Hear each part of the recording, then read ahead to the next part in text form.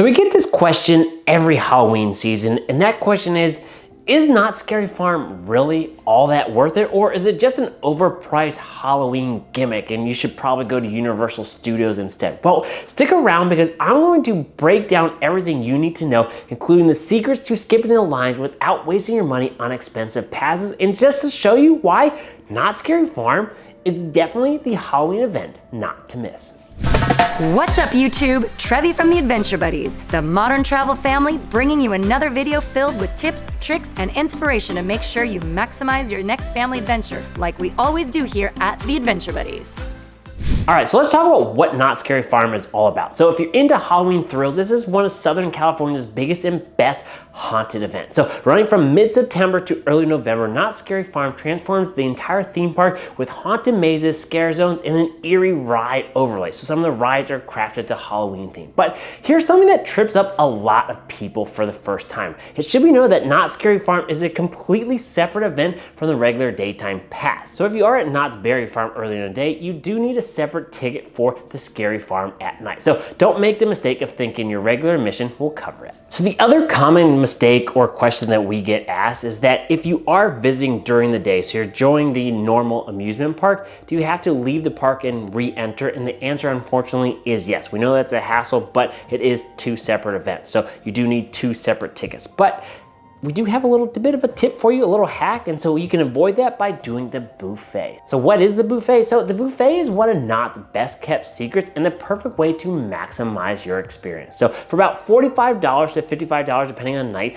you're not only gonna get an all-you-can-eat buffet with monsters roaming around, but here's the kicker. You're gonna get early access to select haunted mazes before the general admission actually enters the park. So that means you can start your night of fright before anyone else does and hit the most popular mazes like Bloodline or Waxworks before anyone gets there and without the waiting in lines. And the best part, even though you're paying a little extra for the buffet, it's still cheaper than buying the $150 Fast Pass. So the early access alone saves you so much time that you won't need that Fast Pass option to get through all the mazes. So speaking of the Fast Lane Pass, let's talk about the Fright and Fast Lane Pass. So this add-on gives you priority access to all the mazes, select rides, etc. But it does start at $150 per night. And it should be mentioned that that's on top of your regular admission to the Scary Farm ticket. So it does kind of add up. So while it's great to be able to skip the lines, we found that the buffet early entry actually bypasses that, and we had no problems last year getting to all the mazes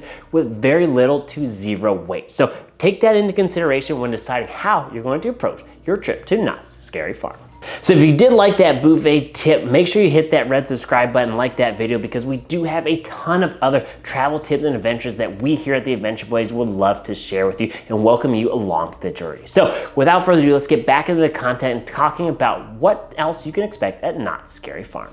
So our next tip for you, whether you decide to do the buffet or not, we still suggest you have an overall game plan. Which mazes or rides are you going to attack first? Because while the lines are going to eventually be there, you can actually maximize your trip by picking out particular ones first. So we highly suggest you going to the new mazes as soon as you get into the park. So head to the first ones, because after that first hour to 2 hours, those lines are going to get ridiculously long. So without that early entry, I suggest you heading straight to those mazes as soon as possible. Another quick tip for you, it may be a little bit obvious, but if you can't afford to go on a weekday versus a weekend, those lines are going to be significantly shorter on the weekday. So just something to consider while you're planning out your adventure to Knott's Scary Farm. So another tip that's actually going to save you some money is that, believe it or not, there are discounted tickets offered online or through AAA. So make sure you check out your AAA membership if you do have one, or be on the lookout for special promotional options, because you can find tickets for $50 off on a single night. So just on some of those group packages, there are definitely discounts out there to be found.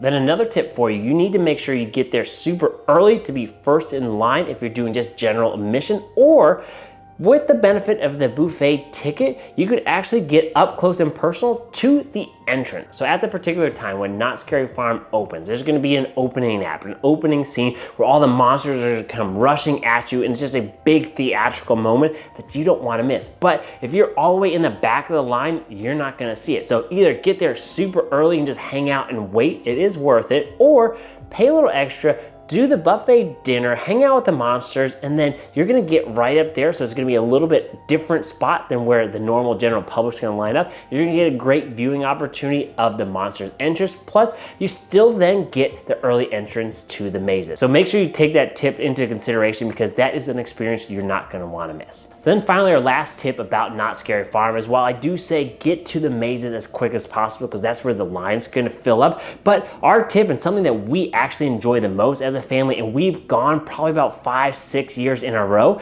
is that just hanging out in the different scare zones. So all scattered throughout the park, there's gonna be different themes or different scare zones that you're just gonna have monsters roaming the theme park. And we actually think that is the best part about Knott's Scary Farm. So we just think that the characters, the actors, and everything is just so well done. From the makeup to just how the characters stay in role is just spectacular. So if you're considering going to Knott's Scary Farm, we encourage you not only do the maze, but also hang out in the scare zone.